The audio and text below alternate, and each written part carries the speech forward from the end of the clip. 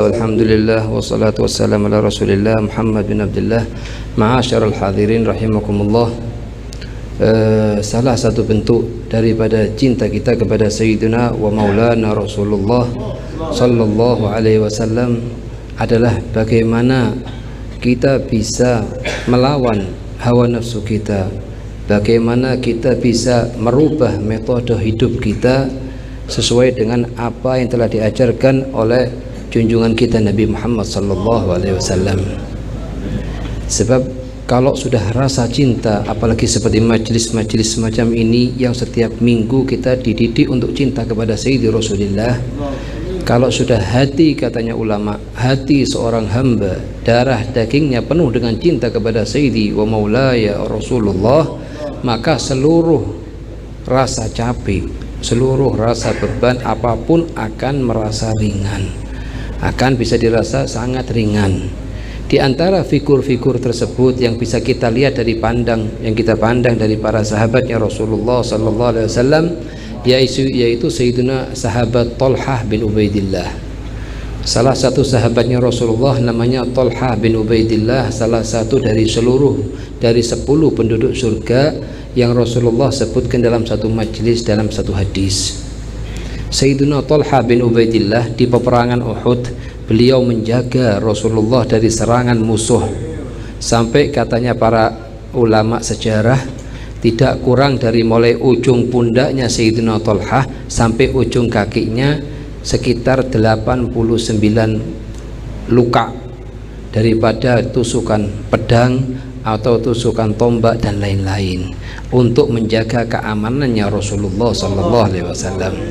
Bahkan ya ma'syarul hadirin, tatkala beliau Rasulullah sallallahu alaihi wasallam jatuh di salah satu lubang waktu di peperangan Uhud, tatkala itu Sayyidina Talhah akan bantu Sayyidina wa Maulana Rasulullah untuk dikeluarkan dari lubang tersebut. Sayyidina Talhah dalam penuh sekitar 80 luka lebih di badannya dia. Sayyidina Talhah ingin mengeluarkan Rasulullah dari lubang tersebut. Ada salah satu orang kufar Quraisy, orang kafir Quraisy, nyelundup masuk ingin mukul Rasulullah dengan pedangnya.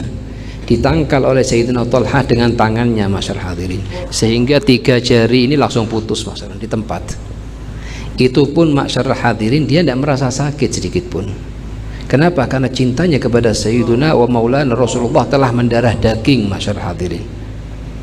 Beliau masih mengeluarkan Rasulullah dari lubang tersebut dan menggendong Rasulullah sampai Rasulullah dinaikkan di atas gunung Uhud. Begitu juga salah satu figur sahabat yang lain namanya Talha bin Barra, salah satu pemuda yang waktu itu termasuk sangat muda, selalu mengatakan kepada Rasulullah, ya Rasulullah, perintahkanlah kepadaku perintah apapun, sesungguhnya aku tidak akan menentang perintahmu. Setiap kali beliau berjumpa dengan Rasulullah, Sayyidina Talha bin Barra ini, anak muda ini, selalu menciumi Rasulullah dari depan Rasulullah, dari belakang, dari pinggir, dari samping. Rasulullah setiap kali mandang dia selalu senyum, masyarakat hadirin. Akhirnya Rasulullah ingin nguji imannya dia, karena dia mengatakan, ya Rasulullah, perintahkanlah kepadaku apapun perintahnya aku akan ikutin ya Rasulullah. Apa kata Rasulullah? Mur idhab fa'ti bi ra'si abik, pergilah kamu sekarang dan bawakanlah kepadaku kepala ayahnya kamu. Ini sahabat tanpa ada keraguan sedikit pun dia berbalik, masyarakat hadirin, akan datang ke rumahnya ayahnya.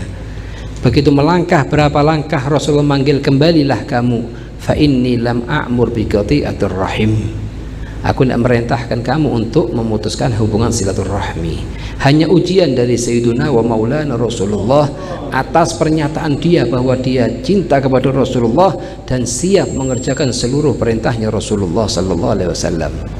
Dengan figur yang sama kita sebagai umatnya, masyarakat hadirin, kita hadir di depannya para guru-guru kita, khususan abil khusus guru kita Almi Abdullah Aslam. Setiap minggu kita dididik untuk selalu penuh hati kita dengan cinta kepada Rasulullah sallallahu alaihi wasallam. Apa perihal apa yang harus kita mulai? Katanya ulama, paling minimnya kita ngamalkan satu hadisnya Rasulullah. sallallahu alaihi wasallam, yaitu Rasulullah bersabda, wallahi la yu'min hatta yakun hawahu taban lima jitu bih. Demi Allah, imannya tidak sempurna sampai seluruh metode perihal hidupnya dia sesuai dengan apa yang aku ajarkan, katanya Rasulullah sallallahu alaihi wasallam. Kita akan membaca sedikit daripada adab-adab yang Rasulullah ajarkan kepada kita. Mungkin kita bisa amalkan 1, 2, 3, atau mungkin insya Allah dapat taufiknya Allah, semua yang kita dengarkan bisa kita amalkan. Yang kita berharap dengan mengamalkan adab-adabnya Rasulullah, kita bisa lebih dekat lagi dengan Rasulullah sallallahu alaihi wasallam. Karena ma'asyar hadirin, semakin kita tahu hakikatnya Rasulullah sallallahu alaihi wasallam, cintanya Rasulullah sallallahu alaihi wasallam, kita akan mudah untuk mengerjakan sunnah-sunnahnya. Katanya Habib Abdullah bin Muhsin Al-Attas Empang, beliau mengatakan dua perkara ini tidak ada yang tahu kedudukannya kecuali Allah Subhanahu wa taala, Al-Quran dan Rasulullah. Begitu juga dinisbahkan kalimat ini juga kepada Habib Abu Bakar bin Muhammad Gersi. Tidak tahu kedudukan dua ini, Al-Quran tidak tahu kedudukannya kecuali Allah, dan Rasulullah tidak tahu kedudukannya kecuali Allah Subhanahu wa ta'ala. Bagaimana kita dari mulai kita bangun tidur, ma'asyar hadirin, kita keluar rumah, kita makan, kita minum, sampai kalau sudah mendarah daging, bagaimana cara Rasulullah pakai sandal, ma'asyar hadirin. Jadi bagaimana kita melangkah, setiap langkah kita sesuai dengan apa yang diajarkan oleh Rasulullah sallallahu alaihi wasallam. Kita tidak sama sekali menggunakan metode-metode yang dibawa baru-baru, model-model baru yang keluar dari akidahnya Rasulullah, dari thariqahnya Rasulullah, dari thariqahnya para ulama-ulama kita. Masyaallah hadirin, kita baca sedikit daripada adab-adabnya Rasulullah. Adab ketika akan masuk rumah: 1. Mendahulukan kaki kanan ketika akan masuk rumah. Nah, setiap kita ini perihal yang mau tidak mau kita akan kerjakan setiap hari. Masuk rumah, keluar rumah, masuk rumah, keluar rumah. Pertanyaannya, bagaimana adabnya Rasulullah waktu masuk rumah, dan bagaimana adabnya Rasulullah waktu keluar dari rumah? Karena bentuk kecintaan kita kepada Rasulullah hanya tampak dengan satu, fattabi'uni. Qul in kuntum tuhibbunallaha fattabi'uni. Itu adalah bentuk kecintaan kita kepada Rasulullah. Kita mau masuk ke rumah kita, kita dulukan kaki kanan, ma'asyar hadirin. Itu karena perintahnya Rasulullah, adabnya Rasulullah. Kalaupun kita mulai dengan kaki kanan, jangan dimulai dengan kaki kanan karena sudah kebiasaan saya, tapi karena ini adalah sunnahnya Rasulullah. Kalau bukan seandainya sunnahnya Rasulullah, aku tidak akan kerjakan. Dengan perihal semacam ini, masuknya kita ke rumahnya kita sudah dapat pahala, masyaallah hadirin, dengan mendahulukan kaki kanan daripada kaki kiri. Ayo. Nomor 2, menggunakan siwak tatkala akan masuk rumah. Ini juga perkara yang sangat penting. Kita sebelum masuk rumah, kita ambil siwak kita pakai siwak. Mungkin aneh di zaman sekarang, siwak dipakai untuk sholat, siwak dipakai untuk wudhu. Naam, cuman ada 70 keadaan yang juga kita disunnahkan untuk memakai siwak, diantaranya waktu kita mau masuk rumah. Kenapa? Karena kita juga dianjurkan untuk membaca ayat kursi waktu masuk rumah. Kita dianjurkan untuk membaca surat Al-Ikhlas kita waktu masuk rumah. Sebelum kita membaca Al-Quran, kita dianjurkan untuk memakai siwak. Dan ini pernah kita lihat dari guru kita sendiri, Al-Habib Abdullah bin Al-Habib Attas Habsyi. Beliau sepuh seumuran Ami Abdullah waktu itu. Sebelum masuk rumahnya, dari beliau berhenti di pintu rumah itu ngambil siwaknya, pakai siwak, baca ayat kursi, baca Al-Ikhlas 3 kali, baru buka pintu. Masyaallah hadirin, ya kita di belakangnya mau tidak mau nunggu beliau. Ini adalah namanya ilmu yang diajarkan dengan cara praktek, masyaallah hadirin, dan lebih kuat. Kalaupun kita misalnya kesulitan siwak, tidak ada siwak, tidak masalah dengan ujung baju sementara waktu atau dengan tisu. Kalaupun tidak bisa di permulaan waktu, tidak masalah, kita pakai ayat kursinya dulu, jangan lupa kita baca setiap kali kita akan masuk rumah. Ayo. 3, memperbanyak zikir dan mengucapkan salam ketika akan masuk rumah. Membanyak zikir. Kenapa? Karena disebutkan dalam sebuah hadis, kalau seorang masuk rumahnya tidak membaca zikir, maka syaitan juga akan masuk ke dalam rumahnya dia. Kalau di waktu dia makan ndak baca bismillah, setelah makan ndak baca alhamdulillah, maka syaitan juga akan makan dan minum di rumahnya dia.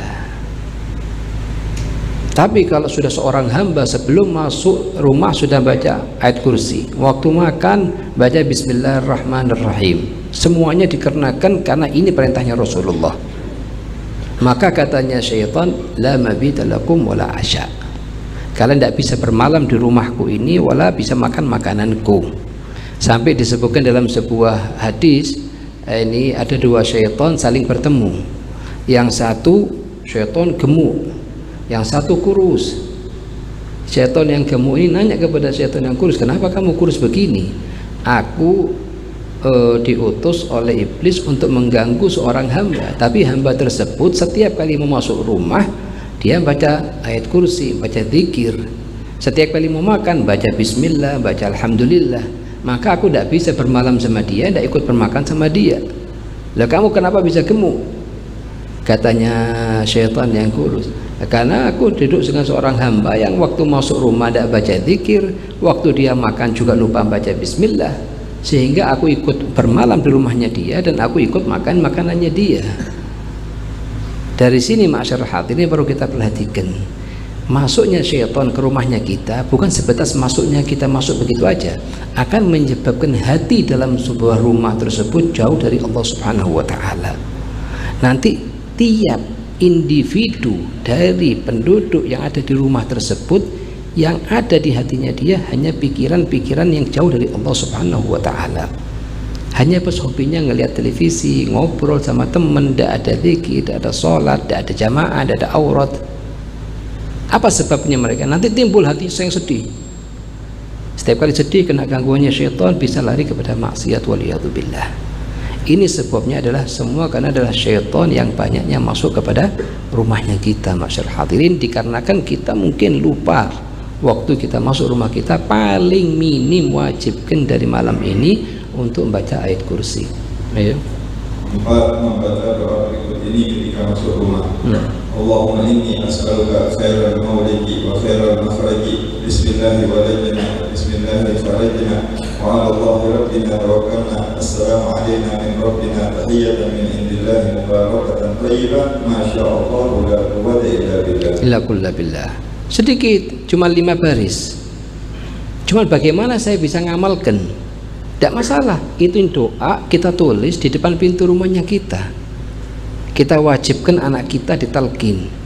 Kita lihat sendiri dari guru-guru kita, mereka mentalkin begitu anak kita bangun tidur ditalkin alhamdulillah li ahyana, mau masuk rumah ditalkin, bacanya doa masuk rumah. Lama kelamaan itu anak jadi hafal.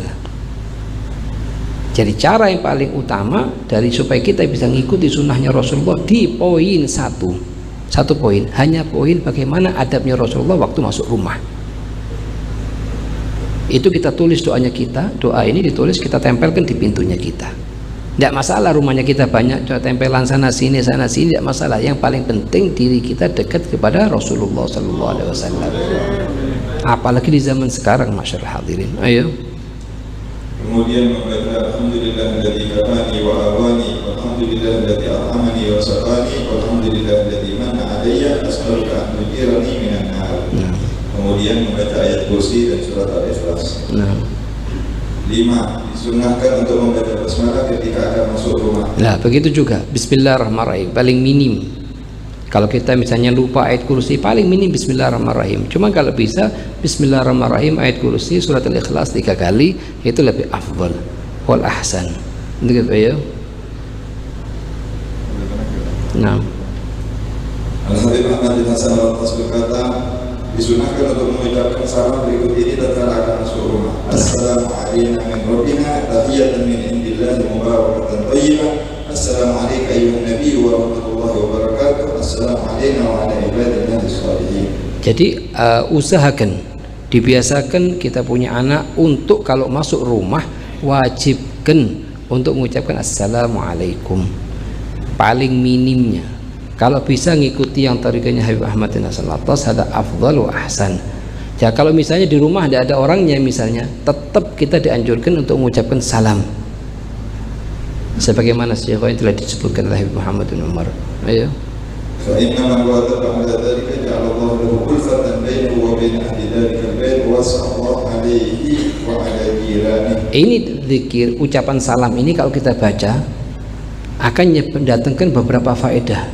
Faedah yang pertama, Allah akan gabung hati di antara anggota keluarga. Akan ada saling mencintai di antara mereka. Akan ada saling menghargai di antara mereka. Akan ada saling mengasihani di antara mereka. Karena sebab apa? Sebabnya zikir ini. Yang pertama. Yang kedua, wa wasa'allahu alaihi rizki. Allah akan meluaskan rezekinya. Begitu juga bukan cuma dirinya dia, tetangganya pun dapat faedahnya. Karena berkatnya dia yang baca di rumahnya dia, jironnya pun tetangga-tetangganya akan dimudahkan sama Allah rezekinya. Makanya dibilang kalau kita mau beli rumah cari tetangga orang yang soleh. Sebab seluruh amalannya dia juga efek positifnya lari ke kita. Ayo. 6. Membuka pintu secara perlahan-lahan agar tidak mengganggu seseorang yang sedang istirahat. Naam. Apalagi kita ketahui di situ ada orang tidur. Jangan terus kita buka pintu sehingga mengagetkan orang yang ada di rumah. Ada satu kisah ini diantaranya ulama mutaakhirin di Hadramut.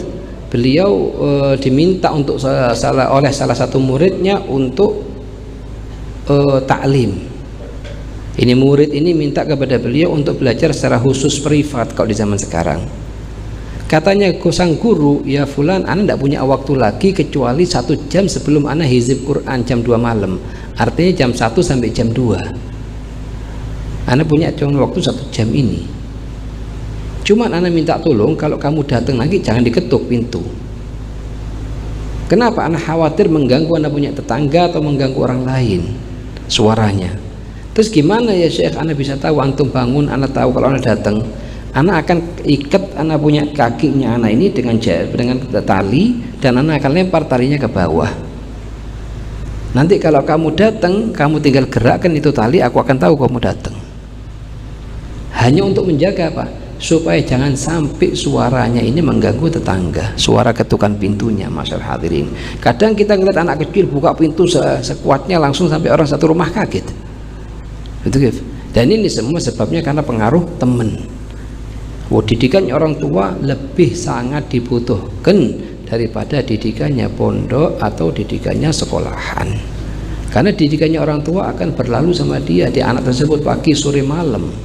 Kalau didikan di pondok sebatas waktu dia belajar di pondok, waktu dia keluar di pondok bukan keluar mas'uliyahnya guru, keluar dari tanggung jawabnya guru.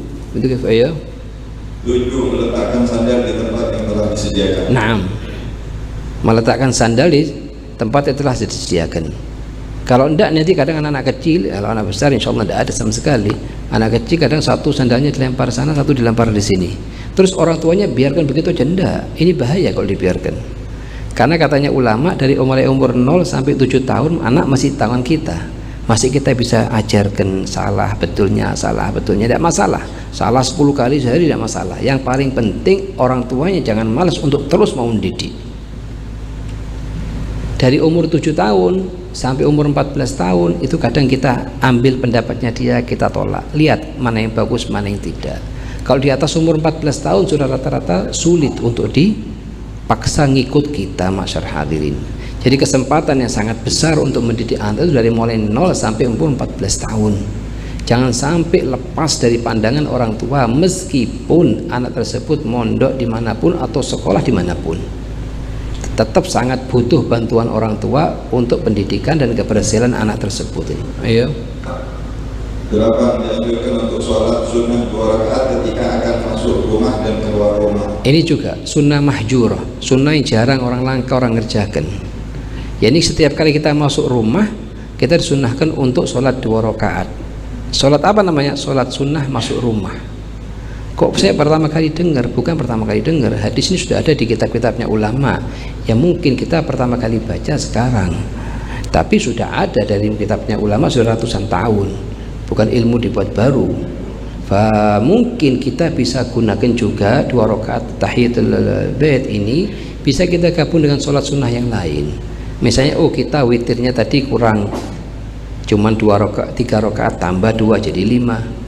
Setiap kali masuk rumah, paling minimnya kalau kita tidak bisa istiqomah, setiap kali keluar masuk rumah kita sholat 2 rakaat, amalkan meskipun sekali, supaya kita termasuk golongan orang-orang yang mengamalkan ilmunya. Sebab belajar, ma'syarul hadirin, belajar itu mudah. Belajar itu semangatnya murid untuk belajar mudah, banyak. Tapi kalau sudah diminta untuk mengamalkan ilmu, ini yang agak berat sedikit. Dan sari daripada ilmu itu sendiri bisa kita rasakan nikmatnya ilmu kalau kita ngamalkan. Ayo. Salat ini dinamakan dengan salat sunnah abrar, diriwayatkan oleh Imam Baihaqi dan Imam Bazzar. Barang siapa yang mengamalkan, maka Allah Subhanahu wa taala akan menjaga dari seluruh musibah yang akan terjadi di dalam rumah tersebut dan di luar rumah. Jaminan dari Allah Subhanahu wa taala. Tidak ada satupun musibah. Tidak anaknya ngerjakan begini atau anaknya kerja begitu terjadi begini, di anaknya begitu. Jaminan dari Allah Subhanahu wa taala kalau kita ngerjakan salat sunnah, namanya salat sunnah al-abrar, yaitu salat 2 rakaat ketika kita masuk rumah. Kalaupun kita tidak bisa istiqomah tiap hari, paling minimnya carilah seminggu sekali dulu, supaya tidak berat di hati kita, di jiwa kita. Setelah kita istiqomah bisa kita setiap hari 2 kali 2 rakaat, mudah nih. Ayo. Lafadznya salat sunnah abrar, usalli sunnatul abrar, rakaat mustaqbilan ada alillah ta'ala. Nah, 2 rakaat ya. Di antara adab-adab ketika akan keluar rumah. Nah. 1, mendahulukan kaki kiri ketika akan keluar rumah. Katanya ulama, seluruh keadaan-keadaan yang mulia, maka kita dianjurkan untuk mendulukan bagian kanan, tangan kanan, kaki kanan, arah kanan. Dan seluruh keadaan-keadaan yang biasa atau mungkin berhubungan dengan najis atau dan lain-lain, maka kita dianjurkan untuk mendulukan kaki kiri, tangan kiri, arah kiri. Nah, di antara perkara yang dianjurkan waktu kita mau keluar rumah, kita dianjurkan untuk mendahulukan kaki kiri. Loh, tadi anak lupa, tidak tahu anak dulukan kaki kanan atau ke kiri, tidak masalah. Nanti waktu masuk jangan lupa kaki kanan, kalau keluar jangan lupa kaki kiri. Loh, bagaimana sekiranya tidak lupa, kasih sanksi. Misalnya masuk lupa tadi pakai kiri, kasih sanksi misalnya apa? Misalnya sholat 10 rakaat, jangan banyak-banyak. Keluar pakai kanan, misalnya kasih sanksi 10 rakaat. Jadi keluar masuk luar rumah aja sudah salah 2 kali 20 rakaat. Tapi insya Allah besok paginya tidak bakal lupa. Cuman katanya Habib Zain, kalau tanpa sanksi tidak bakal nurut mau nafsu kita. Kita tidak pernah kepikir masuk kaki kanan, keluar kaki kiri, tidak pernah kepikir dari diri kita nanti. Sedangkan ini adalah adabnya yang diajarkan oleh Rasulullah SAW kepada kita. Ayo. Sekarang kalau orang ditanya, kamu cinta kepada Rasulullah? Jawabannya 100%. Bahkan zaman sekarang yang ada apa namanya emoji apa? Tanda cinta itu ini apa namanya itu, love dikasih ada Rasulullah, kasih love sekian, keluar pakai kiri, masuk pakai kanan. Betul. Nah, apalagi ada kadang sebagian dari saudara kita datang ke Madinah mutuh kubahnya Rasulullah yang hijau dari luar, dikasih tanda love mungkin 7 atau 8. Kita tanya, ente bangun tidur baca doanya Rasulullah enggak? Di kotanya Rasulullah, na'am. Inna lillahi wa inna ilaihi raji'un. Nah, masuk kamar mandi baca doa enggak? Ente di mana? Di kotanya Rasulullah. Ngal inna lillahi wa inna ilaihi raji'un. Keluar kamar mandi baca enggak? Pakai baju enggak baca? Keluar kamar enggak baca? Keluar pakai kiri wala kanan enggak ada bedanya sudah. Dikasih tanda cintanya mungkin 8 mungkin. Ya, ini bagus, insya Allah dia tidak nulis semacam itu kecuali ada tanda cinta dari hatinya dia. Cuman cinta ini kalau hanya dengan ucapan ma'asyarul hadirin tidak mendatangkan hubungan yang kuat dengan Rasulullah SAW, sehingga kita bisa tampakkan dengan perbuatan kita. Bagaimana Rasulullah masuk rumah, bagaimana Rasulullah keluar rumah, yang ada di hatinya dia pagi, siang, sore, malam, bagaimana Rasulullah mengerjakan perihal ini. Keluar rumah dulukan kaki kiri, lupa masuk dulu, kembali lagi. Cuman berapa meter, kembali lagi. Supaya apa? Supaya yang kedua kali tidak lupa. Ada satu ulama besar, Imam Ibn Thawr, itu artinya, ini sebetulnya artinya keledai. Dia tidak sengaja masuk masjid, mendulurkan kaki kiri, dengar suara dari langit, ya Thawr irji, wahai keledai kembali. Katanya Sayyidil Habib Zain, alhamdulillah kita tidak dengar suara-suara kayak gini setiap harinya. Kalau dengar kita bisa tiap hari kita dengar nanti perkara. Tapi alhamdulillah, jadi saya mulai detik itu juga beliau tidak pernah sama sekali berani dulu kan masuk masjid dengan kaki kiri, selalu dengan kaki kanan. Ayo, pertama. Yang kedua, mengunci pintu rumah. Meskipun kita tidak ada apa-apanya di rumah, tidak ada isinya dan lain-lain, tidak. Kunci pintu rumah bukan karena takut hartanya hilang, tapi karena ini perintahnya Rasulullah. Dikerjakan cuma karena itu. Karena Rasulullah merintahkan kita kunci. Itu gitu ya. 3. Ketika akan tidur atau keluar rumah maka dianjurkan untuk mematikan api atau lampu yang masih menyala jika tidak ada penghuni. Nah, kita tidak dibenarkan kita mau keluar rumah terus kita masak sesuatu kita biarkan. Oh nanti pulang kita ambillah, matikan dulu. Kita tidak tahu apa yang akan terjadi. Sebabnya dari hadis ini bahwa dikabarkan kepada Rasulullah pada pagi hari setelah sholat subuh, rumahnya Fulan bin Fulan di kota Madinah ya Rasulullah terbakar. Sebabnya apa? Sebabnya zaman dulu, zamannya Rasul itu lampu pakai seperti kayak kain, ada minyaknya begitu. Lah waktu itu tumpah jatuh sehingga terbakar seluruh isi rumah. Makanya Rasulullah merintahkan tidak ada satupun dari antara kalian yang keluar rumah kecuali matikan dulu api. Apakah juga termasuk listrik di zaman sekarang? Tidak. Cuman sangat dianjurkan juga untuk dimatikan. Karena apa? Termasuk israf ini. Termasuk israf, kita menghidupkan lampu terus di seluruh ruangan tersebut tidak ada orangnya sedikit pun. Maka kita dianjurkan untuk dimatikan semua, ditinggalkan satu lampu hanya untuk supaya tahu kalau di rumahnya itu ada orangnya. Ayo. 4. Tidak meninggalkan anak yang belum balik di dalam rumah tanpa terdapatnya orang dewasa yang menjaga. Nah, betul. Oke. Jadi kalau kita misalkan biarkan anaknya kita kecil atau nasallallahu alaihi kurang sehat, betul ya, kita biarkan di rumah sendiri tanpa ada yang menjaga. Karena khawatir terjadi sesuatu, siapa yang tahu? Tidak ada wala ya'lamul ghaiba illallah. Tidak ada satupun yang mengetahui apa yang akan terjadi kecuali Allah Subhanahu wa taala. Betul ya? Meskipun zahirnya anaknya kita diam, tidak mungkin mengerjakan begini, tidak mungkin mengerjakan begitu, tetap kita dianjurkan untuk tidak keluar kecuali kita biarkan satu orang yang balik nemenin anak kita yang masih kecil. Ayo. 5. Tidak mengajak anak yang belum balik keluar rumah setelah terbenamnya matahari kecuali jika terdapat tutur. Karena diriwayatkan terbenamnya matahari adalah waktu keluarnya syaitan dan para jin. Iya. Waktu keluarnya intisyar, waktu keluarnya permulaan keluarnya syaitan itu adalah di permulaan maghrib. Makanya sebelum maghrib 5 menit, setelah maghrib 1 jam itu diusahakan anak kita tidak keluar rumah kecuali sangat darurat. Dikhawatirkan kena gangguannya mereka ini. Itu apa ya? 6. Membaca doa berikut ini ketika keluar rumah. Bismillah, amantu billah, tawakkaltu 'ala Allah, wala haula wala quwwata illa billah. Ini kadzalik.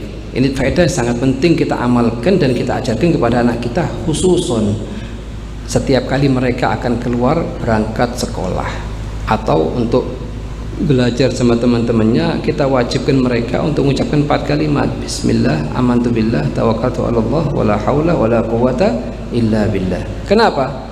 Karena malaikat mengatakan kepada kita kufita wa wukita wa hudita. Kufita artinya seluruh hajatnya anaknya kita ditutupin sama Allah di hari itu. Wa wukita dijauhkan dari seluruh musibah di hari itu. Wa hudita dapat hidayahnya Allah di hari itu. Ayo. Nah. Allahumma inni a'udzubika an adilla wa udhalla wa azilla wa uzalla wa addima wa udhalla wa ajhala wa yajhala alayya azza jalu wa jalla thana'u wa la ilaha ghairu bismika Allahumma khalaqtu wa anta akhrajtani Allahumma salimni wa salim minni wa ruddini salima. Kemudian membaca ayat kursi. Nah. Kemudian bismillah at-tubla ma'allah la hawla wa la quwwata illa billah. Rasulullah bersabda, An Ummi Salamah radhiyallahu anha, anna Nabiy sallallahu alaihi wasallam kana idza kharaja min بيته قال بسم الله توكلت على الله اللهم إني أعوذ بك من أن أزل أو من أن أنزل أو أذل أو نظلم أو نظلم أو نجهل ويجهل علينا. رواه الترمذي والنسائي. Nah, Rasulullah bersabda, "Idza kharaja rajulun min baitihi fa qala bismillah tawakkaltu 'ala Allah wa la hawla wa la quwwata illa billah." Qala yuqalu hina idin mudida wa mufida wa mubid.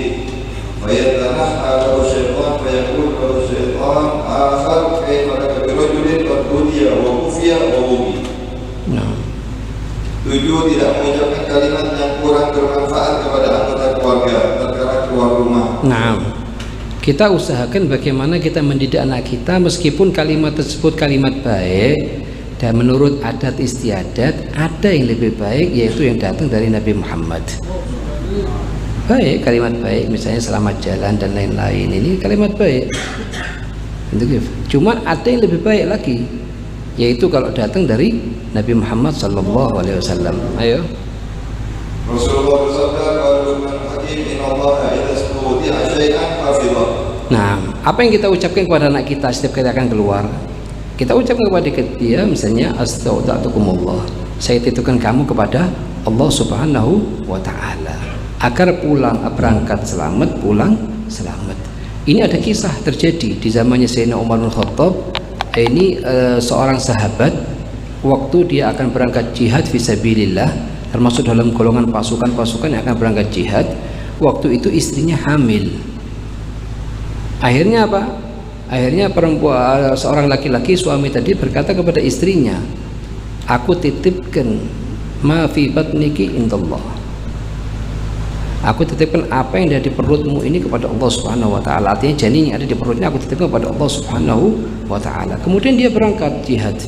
Jihad waktu itu berbulan-bulan, dan ini terjadi di zamannya Sayyidina Umar bin Khattab. Setelah dia pulang dari jihad, nyampe ke kota Madinah, dia ngetuk rumahnya istrinya, diketok, ya fulana, ya fulana, ya fulana. Tetangganya mengatakan, alafu ya fulan, istri kamu telah wafat dan sudah dimakamkan di pemakaman Baqi sebelah sini. Akhirnya dia lari datang ke makamnya istrinya. Di malam itu dia nangis-nangis di makamnya istrinya. Pulang dia ke rumahnya. Malam kedua dia lagi duduk bersama para sahabatnya di dekatnya Masjid Nabawi menghadap ke arah Baqi, pemakaman Baqi. Dia melihat tengah-tengah duduk sama temannya, melihat ada salah satu pemakaman makam di antara tengah pemakaman tersebut keluar seperti api. Keluar seperti api. Dia tanya, ini pemakamnya siapa? Kepada teman-temannya penduduk kota Madinah. Ini makamnya istrimu. Al inna lillah wa inna ilaihi rajiun. Padahal istriku istri yang salehah. Istriku jaga sholat, jaga puasa, jaga aurat, jaga begini, jaga begitu. Akhirnya apa?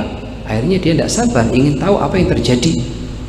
Dia ngambil semacam pacul, datengin makamnya istrinya, dipacul, digali lagi sama dia.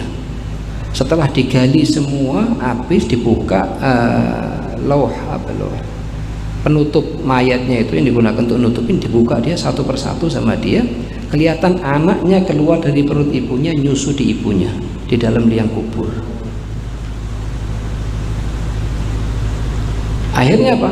Akhirnya dikeluarkan sama dia, dibawa. Ibunya wafat, tapi anaknya subhanallah dikeluarkan sama Allah dari perutnya ibunya dan nyusu di putingnya ibunya di dalam liang kubur. Masyaallah, dibawa sama dia, dia dengar suara, kalau kamu seandainya titipkan ibunya juga kepadaku, aku akan jaga untuk kamu.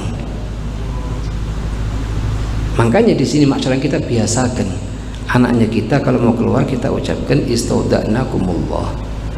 Maka kita ajarkan anak tersebut untuk mengucapkan, menjawabnya dengan gobiltu al-wada'ah, aku terima titipannya. Akhirnya Sayyidina Umar bin Khattab pun kaget dengan kejadian ini, karena dia orang ini menggendong anak yang mirip dengan dirinya dia wajahnya. Dari mana anak ini? Ya Amirul Mukminin, kisahnya begini dan begitu. Ayo, kita minta berharap sama Allah Subhanahu wa ta'ala bisa ngerjakan sedikit dari adabnya masuk rumah yang kita dengarkan dan sedikit dari adabnya keluar rumah yang kita dengarkan barusan. Minta dengan hidayahnya Allah Subhanahu wa taala bisa kita ngamalkan meskipun sebagian. Paling minimnya mendahulukan kaki kanan waktu masuk diiringi dengan membaca ayat kursi dan sholat 2 rakaat jika dalam keadaan berwudu. Waktu mau keluar paling minimnya keluar dengan kaki kiri diiringin membaca bismillah, amantu billah, tawakkaltu 'ala Allah, wala haula wala quwata illa billah. Itu kita minta sama Allah Subhanahu wa taala. Dengan perantaranya ini insyaallah kita lebih didekatkan kepada junjungan kita Nabi Muhammad SAW, sehingga kita bisa ngikutin seluruh apa yang beliau ajarkan kepada kita, dan termasuk golongan umat yang bisa dibanggakan oleh Rasulullah SAW. Walau di zaman sekarang, masyarakat hadirin, kita sangat sedih kalau ada anak kecil SD, SMP, SMA keluar masuk rumahnya tiap hari belum sempat baca ayat kursi, belum sempat mengucapkan salam, belum bisa membedakan kapan kaki kanan dan kapan kaki kiri. Itu sangat menyedihkan masyarakat ini. Sebab kalau kita diamalkan ini tiap hari, berapa ratus ribu hasanat yang bisa kita dapatkan dari cuman pas adab masuk rumah dan keluar rumah. Kita minta dengan taufiknya Allah Subhanahu wa taala, kita dijadikan hamba oleh Allah yang bisa lebih dekat kepada Nabi Muhammad dengan mengamalkan sunnahnya Nabi Muhammad sallallahu alaihi wasallam. Selanjutnya